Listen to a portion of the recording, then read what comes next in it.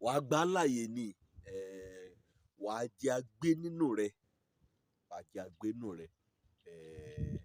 Ebi rà kan ní mọ̀ọ́mọ̀ wọ́n ṣílẹ̀kùn ọkàn rẹ, ọkàn rán, wọ́n ṣí kó ẹ̀mí àjẹ́, ẹ̀mí ubi, ẹ̀mí oṣó, ẹ̀mí burúkú, ẹ̀mí dímọ́nì, kí agbénú ràn.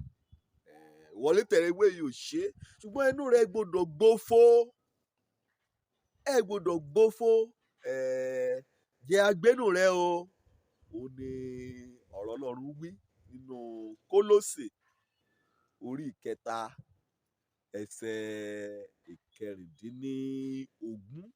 Ìkọ̀jẹ́ agbénú rẹ kẹ́hún í ọ̀rọ̀ Kristi, ìwà jẹ́ kọ̀rọ̀ Kristi kí agbénú rẹ ní jinlẹ̀jinlẹ̀. Wà á gbọ́ tẹ̀tàkó, wà á ṣe àga ògùn wà ọ̀rọ̀ Ọlọ́run ni, arọ́sẹ̀ balẹ̀, agbénú rẹ lérèkò lọ sí ni lóru, nítorí pé kọ̀rọ̀ Ọlọ́run bá gbénú ọ̀nìyàn òun lé lánìí.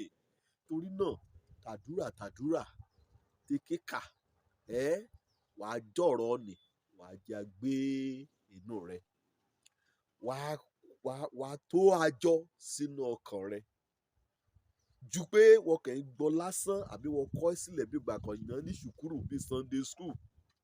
Wà á jọ̀rọ̀ ni, wà á jẹ́rú dípagbá sínú ọkàn rẹ, wà á mọ̀ọ́mọ̀ ṣe bá, wà á mọ̀ọ́mọ̀, wà á ká, ṣùgbọ́n kọ́ bá mọ orun ṣe, wà á mọ̀ọ́mọ̀ máyè sílẹ̀ láti aka ọ̀rọ̀ ni, wà á gbọ́ lémọ́lémọ́.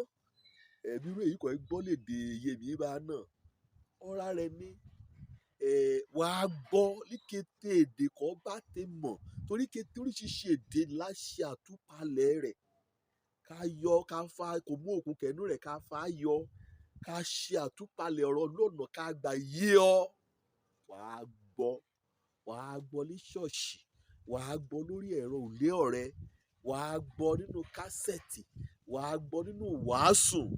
Dọ̀rọ̀ Ọlọ́run kó bá fẹ́ kí agbénú rẹ, iná ọkọ̀ gan kọ̀ wà á nì, wà á gbọ́ lébẹ̀. Nínú oko rẹ, wà á gbọ́ lébẹ̀. Nínú ọ́fíìsì rẹ, wà á gbé bẹ́ẹ̀lì síbẹ̀, wà á ká. Ọmọ èṣù múrè kan jẹ́ pé agbé burúkú yá ká ọmọ ọ́fíìsì ló gbà múrè, ó yóò rí bíbélì ni, kéèrò pé ṣe ló fẹ́ máa ṣi yẹ̀yẹ́ wí àbá àbí èyí, kí bíbélì dẹ̀ wá dé ibi iṣẹ́ lè yí, ìgbà kan bá tẹ bíbélì nìkan kò gbé bẹ́ẹ̀ yìí ṣá, wí bíbélì ìwé ayérayé ni, bíbélì ọ̀rọ̀ Ọlọ́run ni, èyí nìkan ọ̀dà jìnnìjìnnì, ọ̀dà ẹ̀bọ èṣù àti ọmọ rẹ̀.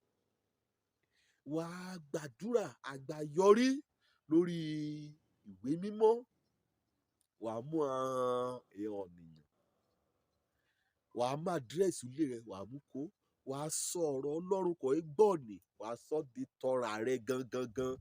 Wẹ́ a méjì ká gba sí ọmọ olòmúrìn, wẹ́ ẹ ya gbọ́rọ̀ Ọlọ́run kó wí ọ̀ní bàbá mẹ́rin kẹ́ ya gbọ́ abala tẹ̀rẹ̀ lọ̀rọ̀ Ọlọ́run, tèmi lọ̀rọ̀ Ọlọ́run, ṣetán ní kejì kẹ́ ẹ á sí ṣọ́ọ̀ṣì. Jọ́kàn rẹ, jẹ́ a dúró lórí ọ̀rọ̀ Ọlọ́run, mọ́jọ́kàn rẹ rẹ̀ rámọ̀rá ya ká, tẹ́tí a sọ̀rọ̀ Ọlọ́run àti orí ẹ̀mí, kọ́yọ̀ mọ́kàn rẹ ṣípayá sí ìjọba Ọlọ́run. Kún bá gbébì kan, ajá kò ṣílẹ̀kùn, á ṣe yàrá, kọ́ yàrá kó kọ̀rọ̀ Ọlọ́run bá gbénú rẹ, á kọ́ yàrá kó ẹ̀mí mímọ́ láti ṣí iyè rẹ sí ìwọ̀n ètè ẹ̀mí.